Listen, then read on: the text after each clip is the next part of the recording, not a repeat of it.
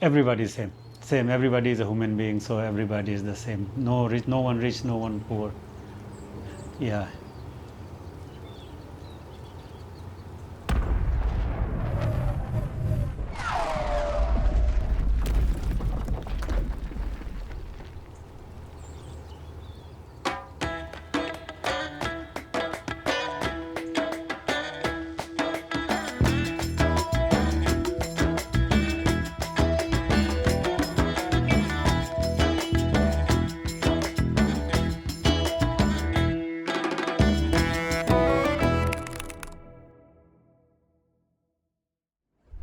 The reason somebody booked the GP house, first thing is that we are in Sukhumvit 81, which has a BTS from where you can easily go anywhere in Bangkok. Second thing is that we are close to the airport, 30 minutes to 35 minutes ride by taxi. And the third thing is that we are in the middle of the residential places. Very quiet, very friendly people. Our building is beautiful. Rooms are big. All the amenities are new. We provided very nice bed, and we keep building very clean. We have company who come and check up everything. So our rooms are very clean. All the amenities work very fine. And I enjoy meeting people. So we try to be friend with everybody who come to our place. So everyone become our family member.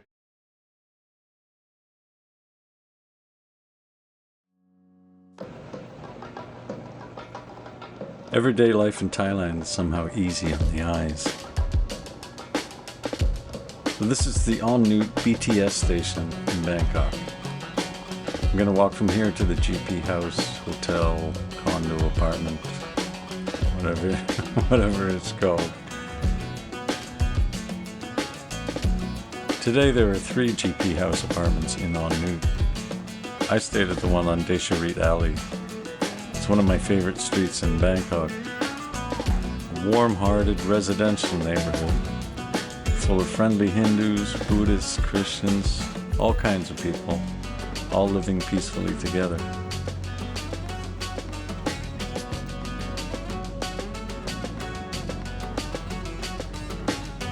It's a captivating walk from the BTS station. The sights and sounds of a quiet Bangkok neighborhood can be a soothing, peaceful experience. Landing in Thailand for the first time, many people feel an overwhelming inner sense of joy. I know I did. I'm pretty sure joy is the correct term, too. You feel inspired and motivated. You've got energy you don't have at home. I don't know where it comes from. It's powerful. It feels awesome. Though it's hard to figure out what triggers it. Is it the kindness of the Thai people? Is it the climate, the food, nature? Is it the hustle and bustle of the city? Is it a long-lost sense of freedom? Or does it just feel right somehow? Feel comfortable? Simple things make sense. If you think it's been a while since you experienced joy, try Thailand. I guess I hadn't noticed how much time had gone by since I felt joy like that. It's a great feeling, but if we're not careful, our newbie, over-exuberant outlook can annoy some of the expats who have been here for years. But they get it. At some point they experienced it too. They can spot it in you, that's for sure. They remember. Maybe they miss it.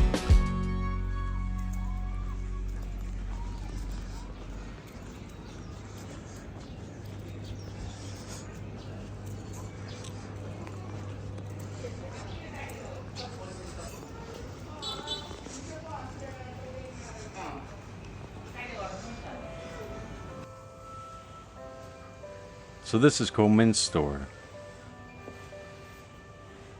He's a fun guy, always joking around, playful with all of his customers. And he's always looking for the bright side too, no matter how tough things get.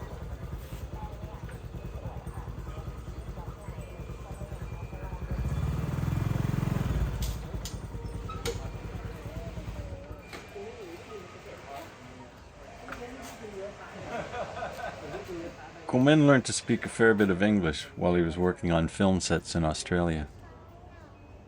Stop by the store and grab a drink if you visit Decharit Alley. He'd be glad to see you. He's glad to see everyone. Back to the expats. Some of the grumpy expats might argue that we are just being naive about the real Thailand.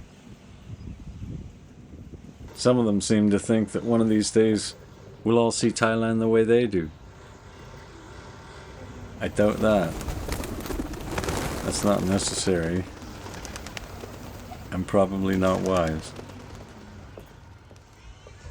I'm pretty sure I'd rather be swept away by joy and be a little naive in the process than to become jaded as soon as possible in pursuit of some kind of all-encompassing understanding of Thailand. Joy in the moment, it rules.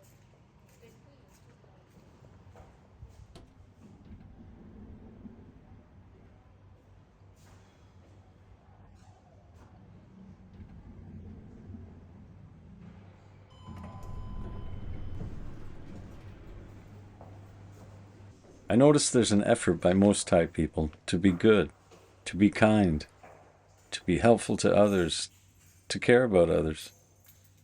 You can see it in the flow of traffic. Somehow this becomes a collective thing, and foreigners can see it clearly, and we can feel it. There's a collective drive to be good. Made me realize that at any given moment, I'm probably the biggest asshole around. Which is not necessarily a bad thing.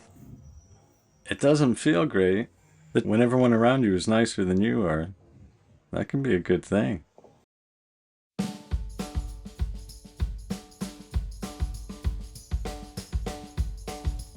Meeting some Thai people can make us want to raise the bar. Gopal is one of those people. It's pretty cool to be around those who make us feel we should try harder to be better people. Especially if they're not trying to convert us or anything like that. If they're just living their daily lives, doing their thing, putting in a little effort to be a good person and do a bit of good, I love that influence. It makes me want to try harder.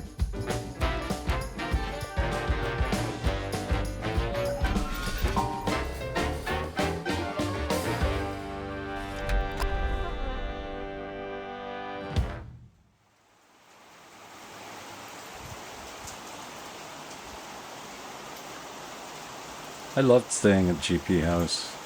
Met some great people. Really enjoyed my time there. What did I like about GP House? Well, first the owner and the staff. People are great. The room is huge. Tons of space. Everything's super clean. The people of the neighborhood, they were so welcoming. A lot of Hindus, very welcoming, invite you in for tea. It's hard to walk down the street just to get home sometimes. You gotta keep going into people's homes or have extra long conversations with everybody. It's a very interactive community. I loved it. The location. It's right on the BTS, not too far from the action in any direction. But it's still a residential, local Thai neighborhood. The shower was awesome. Shower heads, great. Good water pressure. Awesome. It's nice to have a window in the bathroom. I love this shower. The water heater's new, works great. Sweet smelling shampoo and soap is supplied. Oh, the bum gun is clean with good pressure control, which is an important one.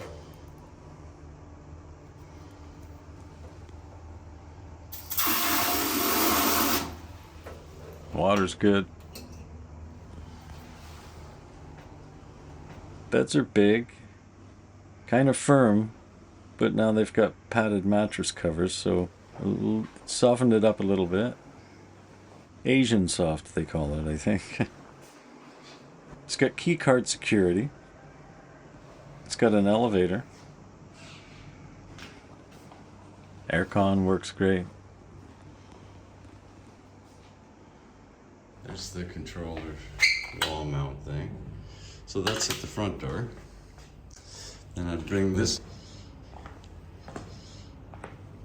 into here and switch this one on. It's on now. I can turn it off. And this stuff has worked flawlessly. I haven't had any problems whatsoever. There's screens on all the windows and on the sliding glass door. There's balconies in all the rooms.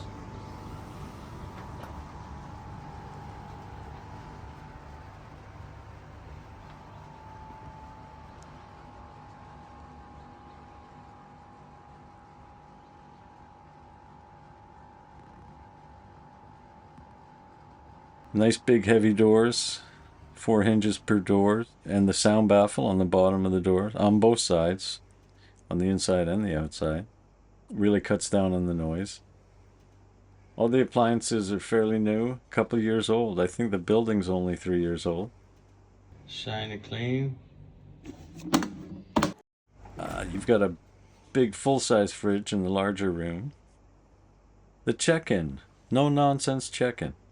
You can book online, and Gopal will send you a password for a box on the wall to get your room key. So when you arrive, you just grab your key from the box and you're good to go. No nonsense. You don't even have to see anybody, really. The cons about GP House. And I say there's 2 big ones, but it's just based on choice. The first, like, there's no pool, hot tubs or saunas, anything like that. And second, there's no exercise equipment. 2 things that a lot of people expect to get when they're staying in condos and even hotels nowadays. So, but I think the price reflects that.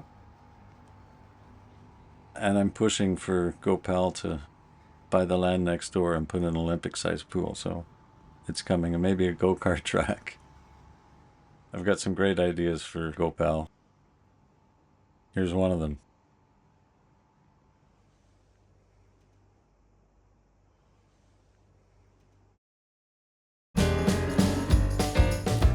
You know, you can leave your helmet on the handlebar of your scooter almost anywhere in Thailand. Nobody's going to steal it. That's pretty cool.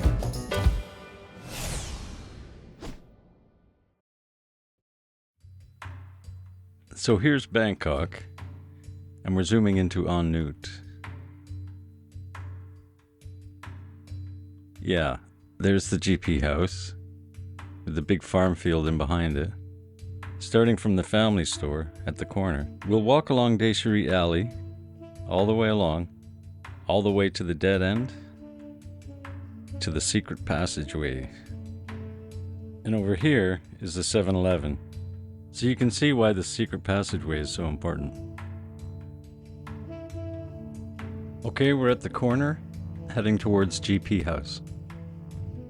I did this on Google Maps Street View before I booked a room. It's so cool to be able to check a place out like that before going.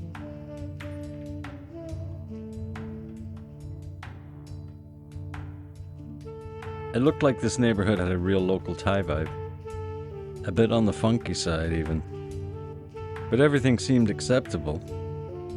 The building sure looked nice and clean.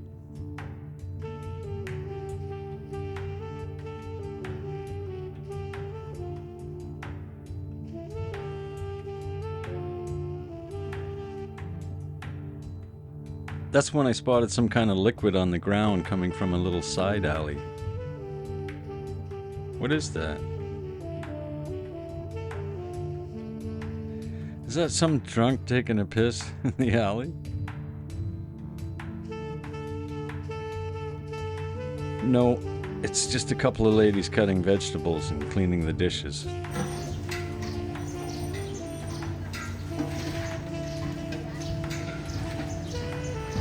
I love this place.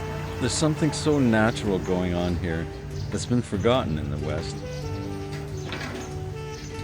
Even on the little island I come from in British Columbia.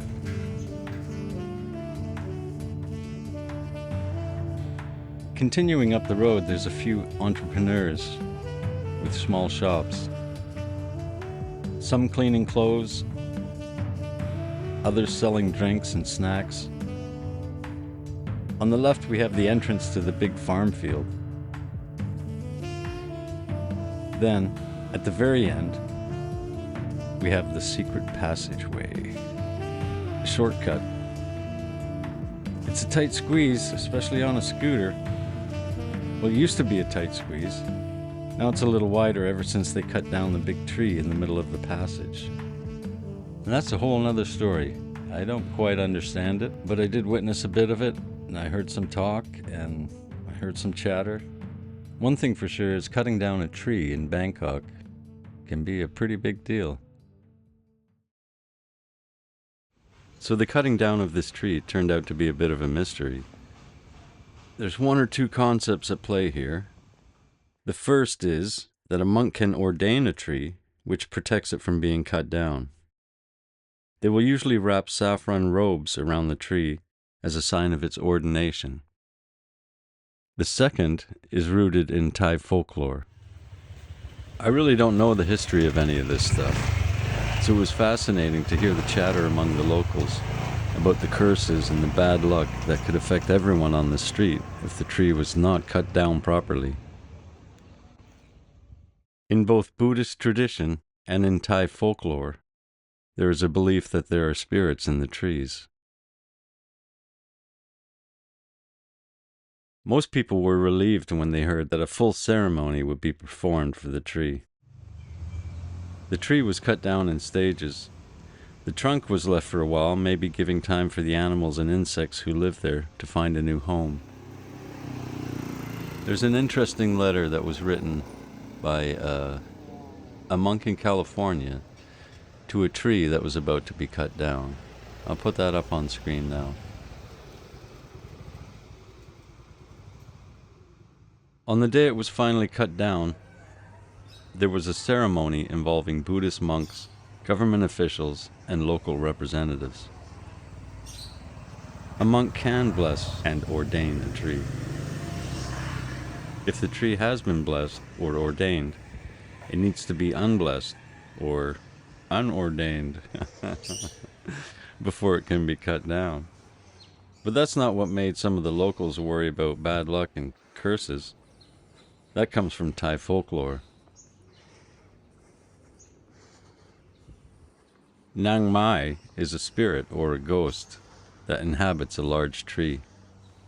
It builds a palace in the tree, but no one can see it. And if anyone cuts that tree down, the cutter will be cursed, grow sick, or even become crazy. Nang Mai is said to be a beautiful young woman wearing a pleated robe and covering herself with a sash. If someone in the village does see Nang Mai, they bring a 3-colored cloth to tie around the tree. Thai people believe there is a good Nang Mai who will warn their owner, who takes care of their owner and protects them from any upcoming danger. And there is also an evil Nang Mai. According to legend, the daughter of a Nakhonsi Tamarat monarch was kidnapped to demand a ransom. But the king's daughter was killed during the journey, and her body was hidden in the hollow of a big mango tree. Today, the people of Decharit Alley have moved on. Everything seems normal. I guess the ceremony did what it was designed to do. And it's quite a bit easier to get through the crack on a scooter now. This shortcut is a massive part of daily life here on Decharit SOI, my favorite street in Bangkok.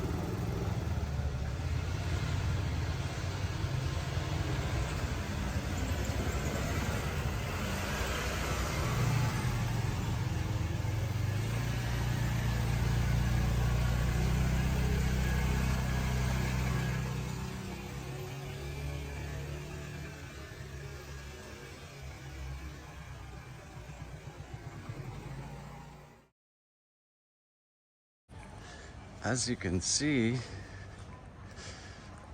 the tree is gone. So they cut the tree down and it looks like they straightened the fence. So here's the end of the street. The end of the most amazing street in Thailand. And to the right of this opening, there was a tree that went up there. And it was interfering with the fence, and the fence was coming out this way. And so, I mean, it was really tight to get through there. And now they've cut that tree down and they've done some work here. Let's inspect the work they've done. They put up some new poles here, wooden. And it's a very interesting technique. They don't use any nails or anything. They've got, oh, we got a guy coming. This is the first passageway through this dude that I've got. Nice.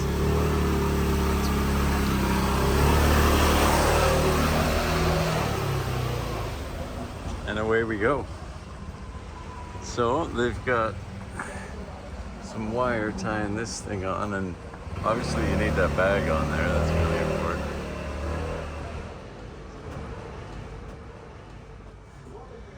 And then they've put this up. It looks like wooden pallets, and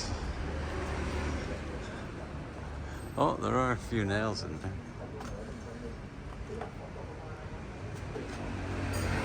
If you can see the nails, I don't know if this camera's picking it up or not. A few nails. We've got pallets. We've got what's left of the metal fence. And we have some just wire, rusty old wire twisted around. I mean, that works. That's working for sure. Okay, I got another dude coming by, so.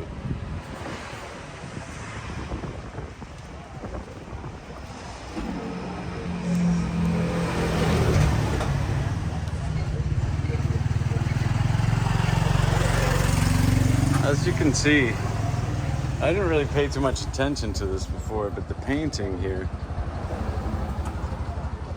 this is where people scrape their mirrors and their handlebars.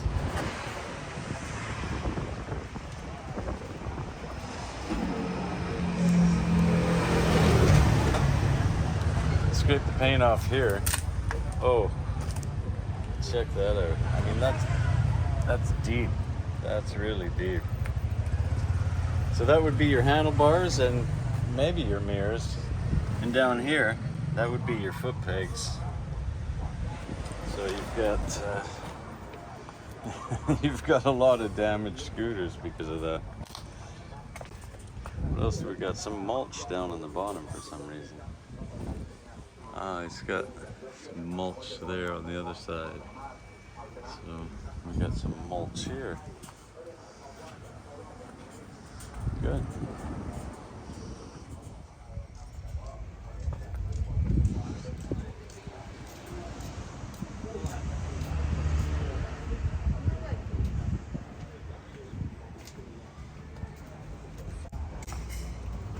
Hello. Buddy, come. No more tree. Sorry? No more tree. Yes, Yeah. We talk about that right now. This dude coming through.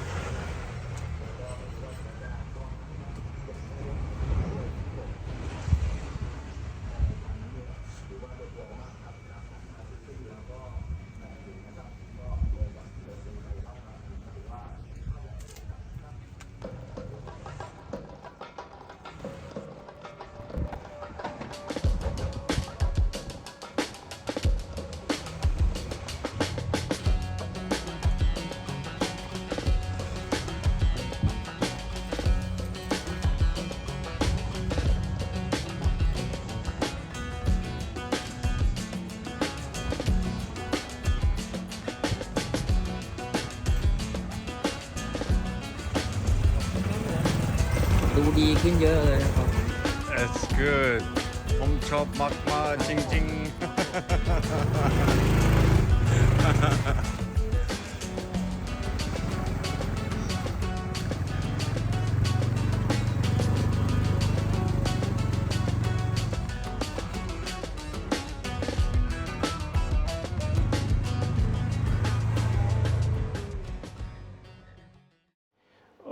We try to like respect everybody, whoever you meet.